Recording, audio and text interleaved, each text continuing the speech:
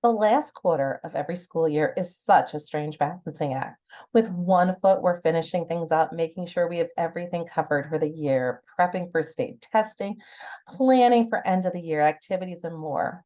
On the other foot, we are preparing for the new school year, trying to take lessons learned forward into the new school year. It can seem like a lot as we try to balance both of those priorities, but it's extremely important. One of the ways that I've been balancing this has been reflecting on family engagement in my school. This year, it was the area that I chose to focus on for my personal learning plan. So as I reflect and plan forward, I'm doing a self audit on how I've grown on this area. 2 weeks ago, I shared a blog post called Push Yourself Out of Your Comfort Zone. Just like my daughter and I needed to push ourselves out of our comfort zone this past week, so do we as educators. This can sound scary, but it doesn't have to be. 2 weeks ago, we focused on ways that you can choose that perfect next step to push yourself. Maybe it was just the nudge that you and I needed. This week, we're going to focus on Q equals question and analyze how you communicate with families. This is a great time to consider and reflect as we begin the last quarter of the school year, the practices your school or classroom community uses to connect and communicate with families. It helps us see what we should adopt, adapt, abandon when it comes to communicating with our families. Q equals question and analyze how you communicate with families. It wasn't until last summer when I attended my district's FCPS On conference that I realized the impact I could have as a tech coach on family engagement. I know that probably sounds silly, but in all honesty, it's true. During a lunchtime panel, SBIT, school-based technology specialists, and family liaisons shared how they collaborated together to engage and connect with families. This ignited a fire within me to see how I could communicate with my new family liaison, Millie Santiago. This collaboration has without a doubt made me a better educator and a better person. We push each other to be our best, and that benefits our school community too. Want to read more about that collaboration? Check out my March 26, 2023 post. How do you communicate with families? Before asking you to answer that, I thought it was important to answer it for myself. When I think about my communication with families, I think of it two ways: BT or before Twitter, and AT after Twitter. During my BT time, I had really good intentions. I wanted to offer my families a glimpse into our classroom. Now, in my AT time, I realize it's not just about what I, as a parent, wanted. And when you know better, you can do better. I realized that it was about really listening. So many educators have helped me to grow in this area, but I would be remiss if I didn't especially acknowledge and thank Carly Spina and Andrea Bittner for their wisdom and guidance. BT, before Twitter communication class website. Before we had one-to-one classrooms, I communicated with my families through a class website.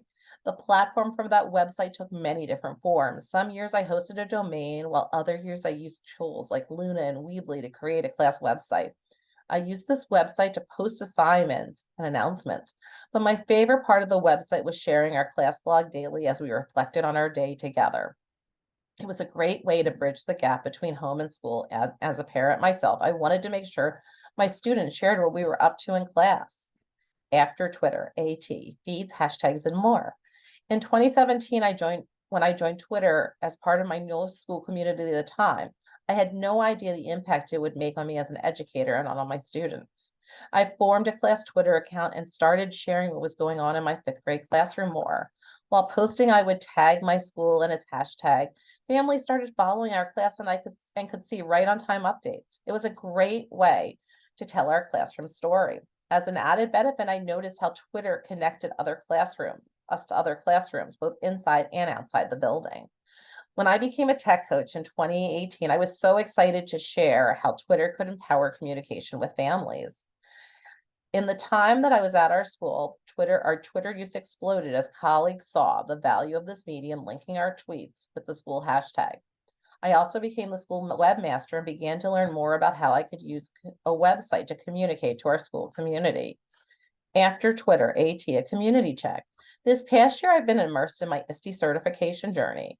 ISTE, the International Society of Technology and Education, has a rigorous certified educator program that I began in the fall of 2022. One of the pivotal parts of this program for me was revisiting UDL, or Universal Design for Learning. As I revisited these principles, it made me question and analyze how I shared information and communicated in many contexts. One of those contexts was family communication. Here are some of the questions I asked myself. Engagement. Do families have a choice or voice in the way they receive communication? Representation. Are families able to access communication in the language they prefer, and how's that information displayed? Action and expression. Do families have opportunities to receive information in different formats and in different media, using different media? How can tech tools facilitate communication? Technology's come a long way from that clunky website I created in the late 1990s. Like Twitter, it offers us innovative ways to communicate with our families with new ideas popping up every day. Writing this list, I realized as soon as I publish it, something could change, but I can always edit my website, right? Talking points. This past year, my school district purchased a subscription to this amazing program, but you can absolutely use it for free. Our subscription integrates talking points with our student information system. Using talking points has been a great way to communicate with families. Families can receive messages as text or through the app. These messages are delivered in the family's preferred language for communication and allow families to respond back to the school for questions, clarification, or just a quick thank you. Using video. This year, we've been using video to increase engagement in our school communication. Each week, my principal records a video weekly connection using Flip. This enables her to have the captions available when she uploads it to YouTube. When families watch, they can edit the language of the captions if needed. I personally love this message because it enables me to listen to the message rather than read it each Friday. Canva. It's no secret that I am a huge Canva fan. I love how it allows you to create visually appealing graphics, infographics, and more. But did you know that Canva can translate any PDF that you upload? My family liaison and I tried it for our upcoming May event, and we were thrilled by the results. Also consider how you can use Canva to create infographics that use more images than text. This tool is always one of my favorites. How will you question and analyze how you communicate with families? Think about what I shared and consider doing your own audit. What can you adapt, adopt, or abandon? Maybe consider doing an accessibility check or try a new tech tool. The options are endless. Look, I even experimented this week to provide increased accessibility and choice with this blog post.